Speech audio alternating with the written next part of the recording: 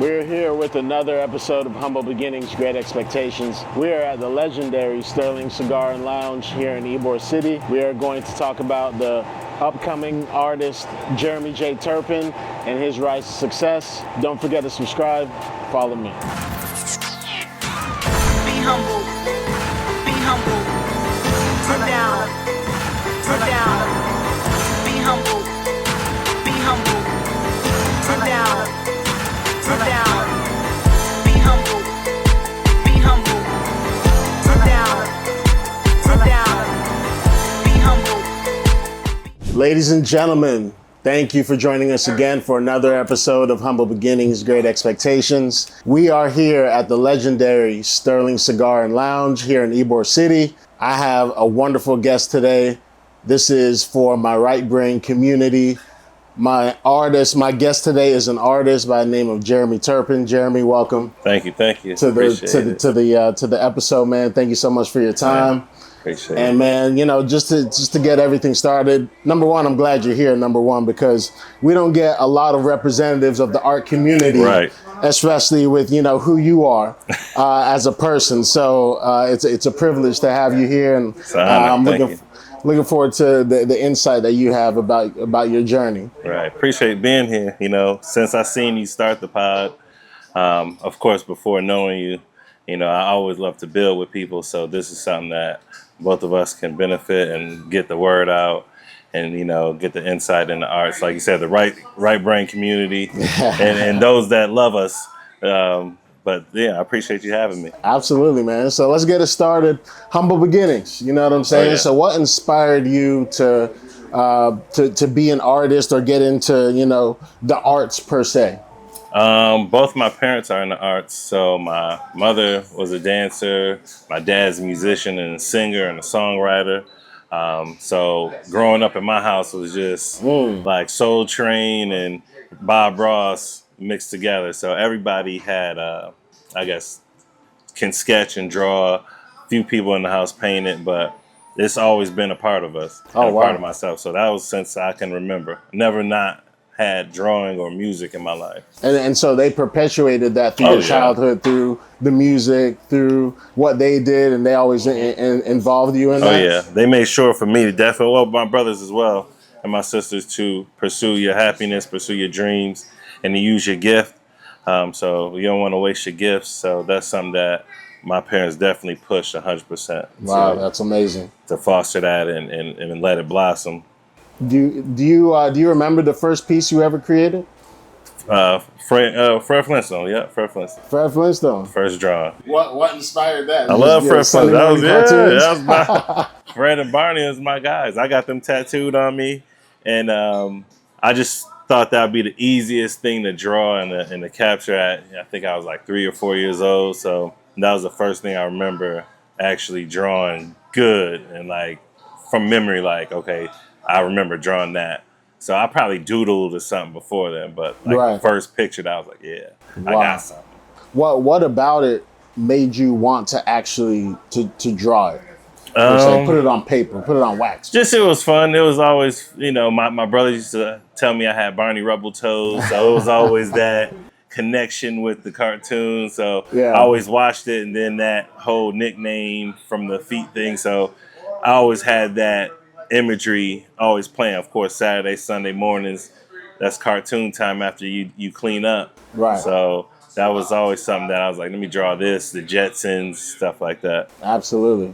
Okay. Sunday morning cartoons, man. That's Oh, what yeah. it is. And Bob Ross. Yeah, and Bob Ross. We're all inspired by Bob Ross. What would you say is your style as an artist?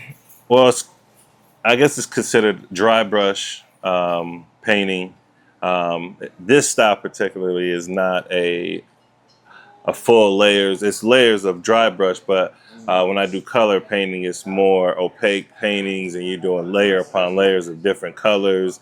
This is just straight black and white, and then what I do over top is a gradient of spray paint. Ah. So that's how I created the style that I guess I'm trying to be known for. So I'm digging my one ditch with this style. So more or less like a dry brush with spray paint overlay. Now, is that how it started, or has it evolved over time? I think I started out at watercolor when I was in high school. I did watercolor. My mentor, he was a watercolor artist. God bless his soul, Mr. Wright, and I used to always watch him do birds.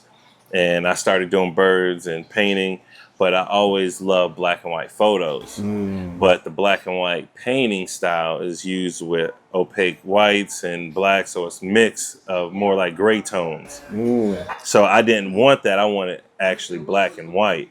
So I started doing this version years ago, but of course it evolved. It got better, Right. and smoother and cleaner. So I didn't know it was something different until I started doing shows. Right. So it actually is a benefit from me doing it because it's something that no one else is really doing, or not too many people. Now, let me reverse back a little bit, because you don't just, wake up and start, you go from Flintstones to doing shows, right? Now, outside of your parents, and you mentioned your mentor, what community, what environment, did you have around you that made you want to keep, just perfecting your craft? I always loved it. Of course, I went to high school. I had a couple of different private lessons from my parents, but it just, once I got the love for it and the passion for it from school as far as painting, I just automatically it just kept building. So I can't, when I don't paint every day, it's a problem. Not a problem, but I'm thinking about feel it. Yeah, I'm like, Yeah. oh man, I should have did at least something today. And that's the love right there. That's the passion that keeps you going. Do you have any of your peers growing up that that were in the arts? No, not really. None of my friends. I was the kid that always had the drawings, and then even in high school, in art school, my friends in my class would have me do their work because I would be fast with my work, and then they'd be like, well, I don't feel like doing it. You feel like them, like, all right, but But for me, it was practice. So, the more repetition you do something, the easier it gets, the more proficient you get with it. So, it was always, of course, growing up, I had peers in school that, we all, were in art school together. Okay. So that was our major. But outside of my core circle, Right. it was probably 2 people. Now, prior to that, I mean, kids have peewee leagues for sports and stuff like that. What is there something like that? I did for sports. Yeah. For art. For art. Yeah. No, that's what I'm trying to create actually now. But it wasn't. You have the Y, but the Y is geared towards sports. Right. They may have some literacy programs at the Y. So it's more or less like specialty camps and things like that, or you may have an art program, after school program, but it's rare. And then now it's being phased out for money reasons. Not that it's a lot of money to do art. It's just the allocation of money now is like, that's one of the bottom things for schools or higher learning to do. Right. Now, as a black kid growing up, me personally, I didn't necessarily, I played a little bit of sports, a little bit of basketball, but, my parents were more emphasized on education and academics. And, when you get into the business world, you're not necessarily, the more prominent in that field. You know what I'm saying? So, you're mostly the odd man out for the most part. Yeah. So did you find that in the art world? Oh, it's still like that. Yeah, that's what it's getting a boost now. A lot of black and brown artists and creatives are getting more of a push now. Yeah. The Kehinde Wileys, the Amy Sherwill. Of course, you got Basquiat, of course, Hendrik Barkley, Ernie Banks. So it's just different people that Ernie Barnes, I'm sorry, that you starting to feel and pick up. Carrie Marshall. That's starting to get more of a buzz now, that was buzzing back in the day, but now it's creating like, okay, what did we have before?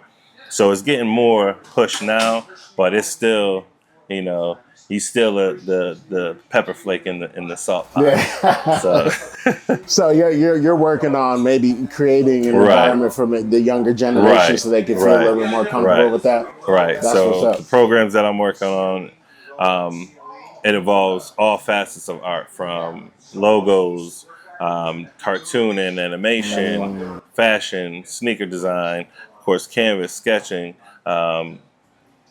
storyboards. So just different program that the art programs of the past wasn't doing Right. because it wasn't focusing on what can you do past art class in 8th grade. Right. So now this is going to be something like, no, you can really do something like this. You can really Absolutely. do fashion. You just have to know what you're doing and have somebody to show you those things that are possible. That's what's up. So we're gonna get to the entrepreneur. That you're a I'm little going bit past. yeah. So you mentioned when you don't paint every day, you feel a certain way, maybe a little angst or what have you, Yeah, it builds yeah. up in you. Do you have to start painting with a certain vibe or Oh yeah, emotion yeah. in mind? I'm more of a happy painter. Okay. I don't do the whole wild strokes and throwing paint. Actually, when I paint, I hate getting paint on me. So I'm not the. I don't understand when painters got the clothes It's that all got over. like paint. I'm like, how you get paint on you so much? So Right. even if I'm doing a different style, I'm still ultra clean. So the mood I like, of course, R&B, good chill vibes. May have some wine or a drink, some whiskey or something like So you that. set a tone. And I set a tone after I put the kids down. So I usually paint at night when it's quiet in the house, just so I can get that vibe, so I Right. can just zone out, get into it, get into the piece, and just be one with it. Now, do you start out with a concept in mind, or do you just Oh vibe yeah, with it? no. I usually do a concept. So I do like a series depending on what show that I want to have lined up. I just completed a series for tribute to Jamel Shabazz, who was a photographer and from Brooklyn. And it was all 80s theme with the Gazelles, the Kangos, the whole fashion of the 80s. And then the series before was Levels of Beauty, with just different women of all races and cultures. And then as well as I tap into tribes. So I do a lot of tribal work as far as different tribes of Africa and Asia, throughout the world. I'm going to be touching on through my time of doing different series. So it could be anywhere Yeah. from tribal work to street art to just women and just men. Old school hair. Hair in general. Yeah. So Yeah. that's something that I want to key in on as well, is the beauty of that, and Yeah. going to the barbershop and I Oh, want yeah. number 7 or Yeah. so that feel. Yeah. And then with I had sisters, so growing up I would have that memory of my mom doing my sister's hair and putting rollers in. So all these things are different series and exhibitions to come in the future. Do you use your clients or your fans' input when you're kind of putting together what the I used to. okay. But what happens is you get everybody barraging you with artwork from all around the world. Oh, you should do this. You should do this. You should do this. And what happens is you start doing everything that's not what you feel is what you're trying to push out. Correct. So everybody else just thinks like, I know you can do it, so try it. And it's Right. like when you, like I said earlier, you dig that one ditch with that one style, then once everybody knows you for that style, then if you want to switch. Right. Picasso is one of the guys that is famous for switching his style. But he didn't switch his style automatically like every year. It was just like, okay, everybody knows me for this. Now I'm going to do this for this many years. Right. Everybody knows me for this. Now I'm going to switch it. Word. So, Okay. Writers get writer's block. yeah. Do artists get artist block or creative, dead ends? If you don't continue with your craft, I believe that's a block. I don't get any artist block, That's but never I've happened heard, to me. I heard people get Yeah. the artist block and they don't know what to paint, if they should continue with the style of painting. I try to, immerse myself in what I love. Now I will do different styles, for like family members. Hey, I want you to do this for, my mom will call me or my brothers will say something. So I would do something for them Right. that might be different styles, but I don't get the block that somebody else might get. Okay. Or if I do, I push through. Just like a Gotcha. regular job. Right. You So know? how do you handle them? Like when you Oh, start a piece and maybe you get to a place where you don't necessarily know Oh, where I'll to. cover it up and Yeah. do something else. Now with this style, I will have to spray paint over it white Yeah, or okay. cover it over white and do a complete different style. Mm. But yeah, I'll be like, nah, I'm not feeling it. Right. I'm not gonna. I'm gonna just cut it off. And my wife would know, or if it's too long of me painting something, and I'm looking at it, and it's like. She knows your heart's not She in. like, yeah, you might want to hurry up and wrap that one up. So. Okay. What techniques or tools do you use, when you're trying to create a piece? Like, I think I looked on something on your bio that says acrylic. Yeah, acrylic is something of you course, like to use? I sketch it out with a pencil. I may use a projector, or most of the time I use a projector to put the image on, just for sizing, and spray paint. So acrylic and spray paint is typically my go-to. I will do some oil paints, but oil, you have to do gloves, or you should do gloves. It causes cancer, the drying time. Right. So I mostly 99% do acrylic paint with spray paint over top, which is acrylic too. Right. And this is a good look. It just gives it that gloss. Give it that, yeah. Trust me, that piece, it's still, I look at it every day, man. I'm like, man. I appreciate Yeah, that too. man, that thing is jamming. How do you know when a piece is finished? Like, what gives you that? All right, we done. If I look at it and I don't know. It's never finished. Right. So that's the problem. Okay. So the more it sits, I'm gonna keep doing something to it. I'm gonna see something. So if I look at a painting, that's why I don't really hang up a lot of paintings in my house. I have my room that I have it in, Right. and that's it. Not like my wife will have her pieces that she likes, but if I keep looking at it, I'll see like, oh, that's Something. messed up. Yeah. Not messed up, but I should have did this. So it's never The perfection, the artist's eyes of perfectionist. So you just gotta sell it. Yeah. You gotta get it out your face. Oh man. So along your journey, you're coming up, you're in the house, painting Flintstones, and then you got a little bit older, you started to conceptualize and own a style of your own. At what point during your journey did you realize that this craft could be something that could give you some livelihood, could be a business for you to live off of? I had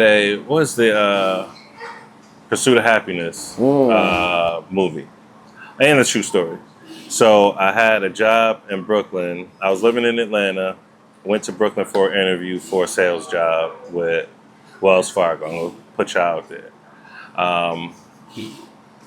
They lost my luggage. So I only had my clothes that I flew on the plane the night before. So I called the manager up, the interview. I said, listen, all I have is the clothes on my back that I flew in. They lost my bag.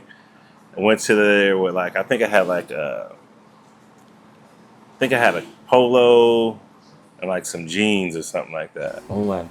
And some sneakers. And killed the interview. Got the job. The week before I was to move, the president called of the department and rescinded because I was taking over their number one guy, and I was actually not even in that role prior to. Was this an art job? No. Okay, this I is was a banker. Yeah. I was doing banking at the time. Oh wow. Okay. And I was moving into mortgage for Wells Fargo. Word. And I was taking over the highest position. But they was like, we can't put you in this position. You coming from nowhere. So we'll put you in the lowest, spot. And I spoke to my pops, and he was like, don't do it. He was like, just do your art. And after that, I stopped, quit the job right then and there. Didn't go back to the bank. Kept with the paintings and pursued the arts. Wow. That's crazy. Yeah. And so then, it took that. That moment. Yeah. It pissed me off, but because that job, the guy I was replacing was making annually 1.5 or something like that. So I was coming in a regular banker to take that. So they was like, no, we can't give you that. So I was like, you know what? I'm done with corporate. Wow. I'm gonna just work on me and pursue my dream. And I was making a little money off of it, but then it started picking up. So now, of course I teach during the day, but that's just a passion to disabled adults. So I do that during the day, and then I do my arts. So it's still art. Yeah. But all day long is artwork for me. But that's dope, man. Yeah, I yeah. mean, tell me a little bit more about that in terms of Yeah. training the elderly or disabled Yeah, so community. mentally disabled, so people like on the spectrum, cerebral palsy, from around the age of like 18 to seniors, and they do day programs. So we're doing murals on the walls, we're doing canvases, we're doing shows, to actually get more eyes on it, to show that they have the ability to do this stuff. Now it's not going to be at this level, or Right. it's going to be a different style, but it's something that's beneficial for them to do. They're forgotten about most of the time from even their loved ones or just society in general. Yeah. So this is something for me to give back, to me to help out. Of course, my son, my youngest son, is on the spectrum. I have a niece that has Downs. So this is something for me as a passion, as well as something that I can give back and help out to the community and to others. So definitely is you know some that should be given out to different programs for people with handicaps and disabilities. That's super dope, man. And I heard, Harry, thank you very much, Oh sir. man, thank you, brother. And I'm gonna need 5 minutes from you, Harry, a little bit later. Yeah. Yeah, man. I'm gonna need to profile you. So, getting back to that, so I've heard that art can bring out some Oh, yeah. sense of normalcy and Yeah. calm Yeah. amongst people on the spectrum and things of that Yeah. nature. Is that It's just finding out what they really enjoy. So music and art. So my brother's actually the music instructor there, and I'm the art instructor. So they have different programs. It's called K2 Escape. If anybody want to check it out here in Tampa area. okay? But this is something that they love to do. I'm saying we get out now. We will get messy and throw the paint on the canvases, get wild with the spray paint, and then we'll have a controlled canvas, and they'll pick out their individual. So it's around 80 clients. So we'll individually I'll draw it out 80 different canvases and have them set up. Oh wow! And then if I need to tape off area, so if I'm doing this whole section, I'll tape off the whole frame of it and have them go crazy. And then I'll keep my hands around their hands and create a circle so they'll stay in that pocket of the canvas. So Right. it's hands on, but when you see it and you see the people that's doing it, Yeah. and some of them are savants with it. They'll come out and whip out some drawing. Like, where'd you get that drawing Yeah. from? It's like, oh, I just saw it at the top of my head. One of them do like storyboard style. So it's, fascinating and amazing to see, the abilities that they can channel in on when they get that opportunity to do that. Is that the meaningful, rewarding part? Oh yeah. Of, Oh yeah. of Oh what yeah. you do? But I've always done, my parents were pastors, and my whole family came from the church, so that was something that we did anyways. We gave back. We would have people at the house that needed to stay somewhere, or if we were doing, toy drives for kids, even if we didn't have it, we still was giving. Word. So it was always something to give back and to be, a helper to somebody. Just society forgets about the people that's unfortunate, less fortunate, and they think it's all about money and what can be bought and trips that they can go on, and then they see this other side of the coin when it's people struggling, it's people in poverty, it's people that's disabled that no one cares about. Yeah. So just giving them that love is definitely beneficial. That's what's up, man. Yeah. What's the most meaningful piece you ever created, and why? Meaningful. I think the one tribal pieces that I did, but I kind of have like sections of it doesn't get too personal for me, so I'm not a person that paints off of I'm feeling this painting and I can't sell it. Okay, let's just say that I can sell all my paintings, so I don't have any paintings that Okay. it's not for sale. But as far as something that I really loved, the tribal, the Maasai and Surrey tribe. It was just something powerful about just the imagery of it, and how they're still living this way. Facts. You know what I'm saying? They're a nomadic tribe, and you can see it, and they're still practicing the same thing in 2025 that they were, years, before. So I think that's probably the most impactful one that I've done, because I research the tribes that I do, and I try to, immerse myself into anything that I can learn from it. Man, those paintings jump off the screen. If any of y'all ever go to his Instagram page, which I believe is at Jeremy J. Turpin, you will see these African tribe, drawings, paintings that he's done, and they literally speak without speaking. I mean, they jump off the page, man. Those are definitely one of the ones that I'd be like, man, this brother is, this brother got something right here. So that being said, man, what was the first experience that you had? Do you remember the first experience you had selling a piece of your art? Oh, and how that make you feel? I know you can't forget the first one. The first one. What was it? It was actually like a New York. I think it was like the Twin Towers, Statue of Liberty. I think it was like the Brooklyn Bridge or something like that. It was real. It was not. It wasn't good. In your opinion? No. Oh, the person that bought it, like. Oh yeah, that was my boy. Shout out my boy Ed. That was the first paint. I think it was $50. He bought it for. I think he bought 3 of them. Oh damn! And it was right before I was moving to Atlanta, and he bought like 3 paintings. So that was my first. It was that, and I think it was like some like corporate robot, because I was mad at the the system, if you will. But it was something along those lines. But that was $50 is my first painting that I sold. It was a 24 by 30, so this size. Yeah. So times have changed. Does Sean know you're not rocking? You weren't rocking with it at that point? Like, you didn't like it? Then I liked it. Right. But retrospect, I looked at it once I went back to my boy's wedding this past October.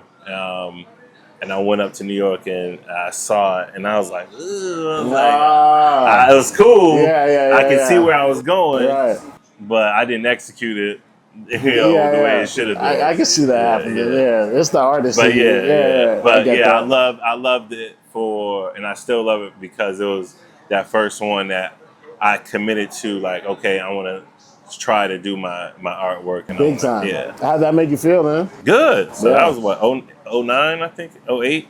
Okay. Yeah. So before then, I was just doing school stuff or just drawing and sketching for people. Hey, can you do this for me? Word. I used to do sneakers back in the day, like before. Now it's popular for big cleats. Time popular. So, okay, yeah. So I used to do that in like 05. And like painting shirts and sneakers out of boutique. Right. And I transitioned from that to canvases and then just kept it going. So man, that's what's up, any type of thing with art, I'm trying, of course. So murals, clothing. Any canvas, you're down to try it. Yeah, at least once, yeah. How do you price your work? Do you go by a system or do you just go by instinct? I used to. Beforehand, I think I started out, like I said, $50, and then I think it went to $100 like a year later. Then a couple years later, it went to $250, and then I would increase it like little by little every year. So, like I said, 08, 09 was that time frame, and I think I jumped probably after I started doing more galleries. Okay. So once the galleries started happening, and then they would call me and say, "Hey, did you price this for somewhere else? You got to make sure you're not pricing. You can't forget when you price one. Yeah, because you're selling over here at this gallery, Correct. so you can't go to this gallery and undercut me." So that's when I started learning more of the business side, because at first I was, a novice at it. I was just, whoever knew me was buying. It was like, it wasn't no online presence really. So once the online presence started happening, and then I started, cultivating a good following, then I started thinking like, all right, let me see now, because I gained friends in our community. Hey, what'd you sell that one for? How much you sell that for? Okay. And then doing shows. Right. You see shows with other people, you have 8 artists, and they're coming to me like, man, you pricing your stuff too low. Like, Okay.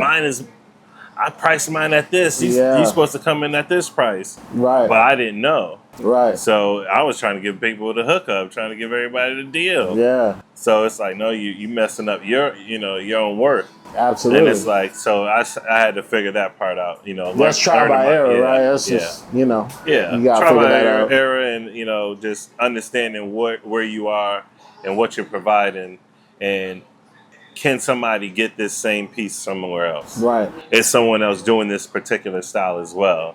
So then that comes into play. Well, you can try to find somebody else that's doing it, but I don't know anybody that's doing it. Right. So then it's exclusivity about it. So that's when you start going based on the prices of that. When it comes to your audience and connecting with your audience and being like, you realize that you have an audience. Yeah. Is that in the career-wise, is that a pivot moment in terms of like getting into the galleries and being able to be like, okay, how do you promote that? How do you connect with them? So now we're working on gathering and getting a team. Okay. So that's what I'm working on now. Working with a good guy right now that we're creating something, a nice form of different artists that's gonna create a group that's gonna push it further. So getting the art advisors, getting the agent, getting the publicist, because once you're in the world, the art world, and the galleries and museums, that's what they want to see and that's what they want to push. So it's a lot of business sides of it as far as the invoices and all the logistics on that part, and getting a deck put out. And so then it's like, well, I don't feel like doing this and painting and setting up a show and curating it. So then you start delegating, okay, I need you to do this so I can just focus on my artwork. Right. And then, of course, everybody has to get paid. So everybody has to get paid. So it's parts of it. Is there a target audience that you noticed? No. You notice, rock with your work? Yeah, younger audiences. And then now, depending on what it is, like I said, I have the tribal pieces. So when I do the tribal pieces, that's when it's more of the museum or older audience that will tend to go for that type of. But everybody now is pretty much on board with what I'm doing, from young and old, because it's something different. Absolutely. It's something new, especially this style that I do right here is something that's bold, it's colorful, but it clean at the same time. Yeah. So it can be seen in a barbershop or in a salon or at a cigar lounge or at a hotel or at someone's home. So it's versatile in that way. So I think it reaches everybody. It's a talking piece too. It's just, they see it and they just want to be like, hey. Oh yeah, I got that. Yeah, man. Man, you do your thing. What's the biggest misconception that people have about artists? Well, that is super expensive, or you can't, get a piece that you may want at whatever price. Two, I guess for me as an artist in itself, that I'm weird or out there, spacey. And I always tell people I'm the least artist because I'm regular. Yeah. So when people are like, oh, what were you feeling about this piece? And I'm like, I saw a pretty woman. I saw, if I paint my wife, I felt like painting my wife. Or I felt like I saw this image. I love the story behind it. And it's not, for me, I don't have a crazy drawn out story for every piece that I do. So I do have pieces that I really connect with, and I really have that history, and that I love those pieces, and I have a place in my heart for those. And then sometimes I just want to paint, and I just painting for the skill of it, to get better, to put it out there. Yeah. I want everybody to enjoy my work.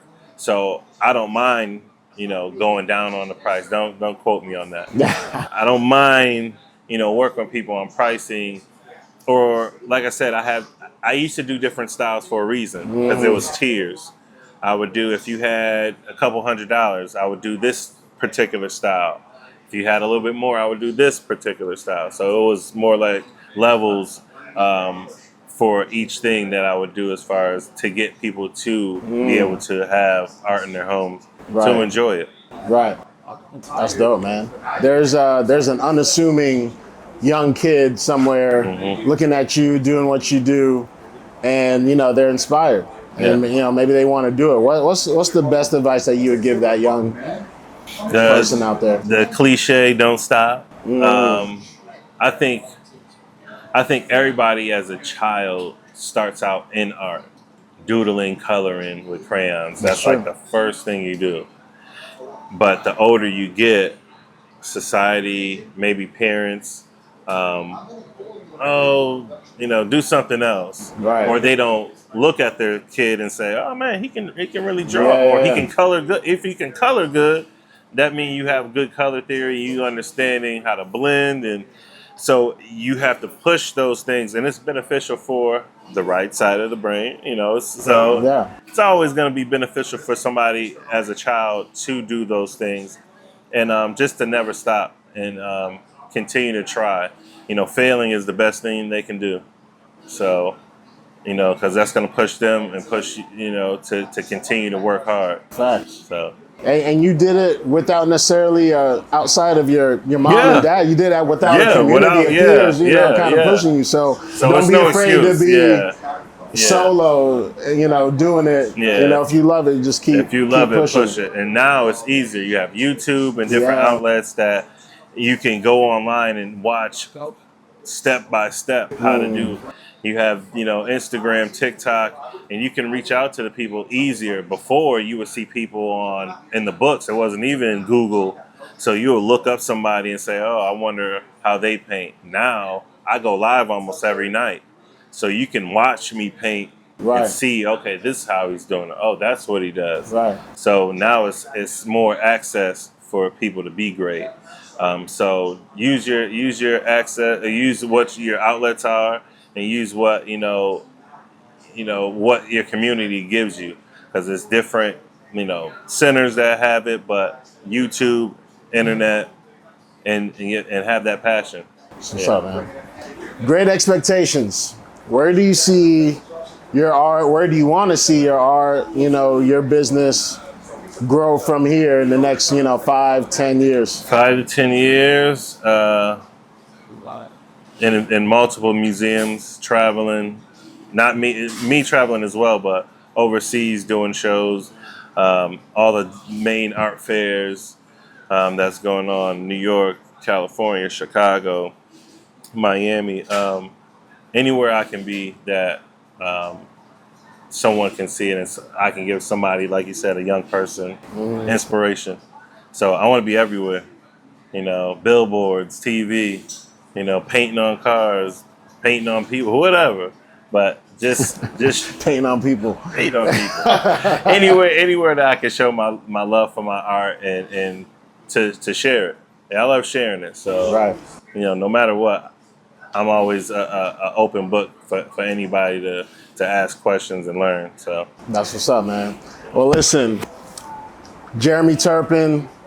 You heard it here first, man. He's here for the people. He's giving back, and for the right brain community. And between me to you, just so you know, we're not necessarily like the best of friends, but when I was able to see some of his work, man, I was inspired to reach out and be like, man, I need to showcase and to profile you, because what you're doing is just God.